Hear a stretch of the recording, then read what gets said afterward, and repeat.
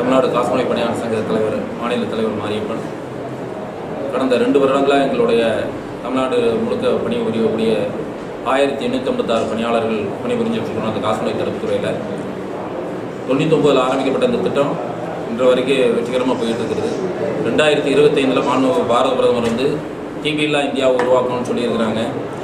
நாங்கள் கடந்த 14 வருடங்களாக தொகுப்பூதிய திட்டத்தில் தான் பணியாற்றிட்டு இருக்கிறோம். மற்ற மாநிலங்களில் வழங்கக்கூடிய ஊதிய உயர்வு நம்முடைய தமிழக அரசு தமிழக மாநிலத்தில் வழங்கப்படலை. எங்களுடைய பணியாளர்களுக்கு குறைந்தபட்ச ஊதியமாக மற்ற மாநிலங்கள் வழங்குறாங்க 18,000 வழங்குறாங்க. அதிகபட்ச ஊதியமாக 30,000 பணம் வழங்குறாங்க. ஆனால் எங்களோட குறைந்தபட்ச ஊதியமாக 10,000, அதிகபட்ச ஊதியமாக 20,000 பணம் தான் நாங்கள் வாங்கிட்டு இருக்கிறோம். அதனால் 2025 காசநோய் ஒழிப்பு அப்படிங்கிறத சொல்லியிருக்கிறாங்க, தமிழ்நாட்டிலையும் சொல்லியிருக்கிறாங்க. அதற்கப்புறம் எங்களுடைய நிலை என்னங்கிறது தெரியல. நாங்கள் கடந்த 2 வருடங்களாக ஒரு 12 அம்ச கோரிக்கைகளை வலியுறுத்தி அரசாங்கத்தில் பேச்சுவார்த்தை நடத்திருக்கிறோம். மாண்புமிகு சுகாதார செயலாளர் முன்பு இருந்த டாக்டர் ராதாகிருஷ்ணன் அவர்கள், மதிப்பிற்குரிய ராதாகிருஷ்ணன் அவர்கள் மீட்டிங் மினிட்ஸ் போட்டு கொடுத்தாங்க. அதில் வந்து எங்களை ஹெல்த் இன்ஸ்பெக்டராக எடுத்துக்கிறோம் அப்படின்னு சொல்லியிருந்தாங்க, ட்ரைனிங் கொடுத்து எடுத்துக்கிறோன்றாங்க.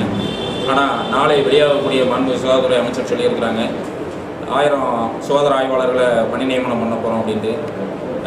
இன்னும் ஒரு சில தினங்களில் மக்களவை பொதுத் தேர்தல் அறிவிக்க போகிறாங்க.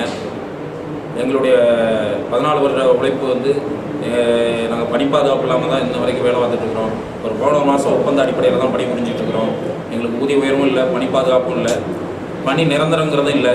அதனால் இந்த தமிழக அரசுடைய மாண்புமிகு சுகாதாரத்துறை அமைச்சர் அவர்கள் எங்களுடைய இந்த நிலையை கருத்தில் கொண்டு கனிவு வந்து எப்படி அங்கன்வாடி பணியாளர்கள் ஒரு 3 வருடத்துக்கு முன்பு ஒரு விஹெச்என் ட்ரைனிங் கொடுத்து எடுத்தாங்களோ அதுபோல் இருக்கக்கூடிய 1856 பணியாளர்களுமே பிஜி யூஜி கிராஜுவேட்டில் இருக்கிறோம், பேசிக் +2 அப்படிங்கிறதுல இருக்கிறோம்.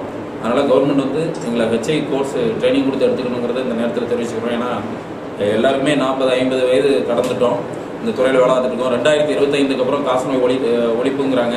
அதுக்கப்புறம் எங்களுடைய பணியாளர்கள் நிலைமை என்னங்கிறது எங்களுக்கு தெரியல. அதனால் இந்த மக்களவை பொதுத் தேர்தலுக்குள்ளே எங்களுடைய ஊதிய உயர்வு, பணி பாதுகாப்பு, பணி நிரந்தரத்தையும் இந்த அரசாங்கம் நடைமுறைப்படுத்தணுங்கிறத கேட்டுக்கொள்கிறோம். நன்றி, வணக்கம். அரசு வந்து கூடிய விரைவில் எங்களுக்கு இதை நடைமுறைப்படுத்தணுங்கிறத நாங்கள் ரொம்ப கருணை அடிப்படையில் கேட்டுக்கிறோம். சுகாதாரத்துறை அமைச்சரும் இதற்கு பரிசீலனை எடுக்கணுங்கிறது இந்த நேரத்தில்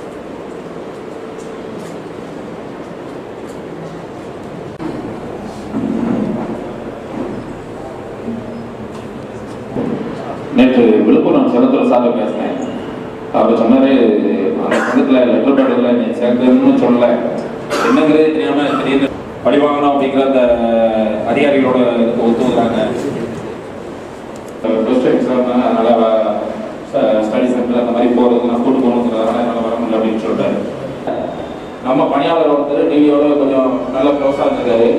அவர் நம்பரை வாட்ஸ்அப்பில் அந்த அவர் மொபைல் நம்பரை அவர் இன்னொரு டம்மி ஒரு ஃபோன் ஒரு ஆண்ட்ராய்ட் ஃபோனில் இவரோட இப்போ என்னோட நம்பரை நல்ல வார்த்தை வரல. ஏன்னா அதிகாரிகளை பேசுகிறோம், பொறுமையில் பேசக்கூடாது. நம்ம எந்த இடத்துலையும் பேசுகிற நம்ம பணியாளர்கள், அதனால் அதில் கொஞ்சம் எல்லாருமே கொஞ்சம் படிப்பாங்க. ஏன்னா நம்ம மக்கள் அதில் ஒருத்தோட தேவையில்லாமல் அந்த சித்ரா குரூப்பில் இருக்காங்க, அவங்க நல்லா அவங்க சித்ரா குரூப்பில் தான் இருக்காங்கன்னு தெரிஞ்சதுன்னா தயவுசெய்து அவங்க நம்பரை விரும்ப முடியாது, ஒன்றும் பிரச்சனை இல்லை. ஏன்னா அப்படி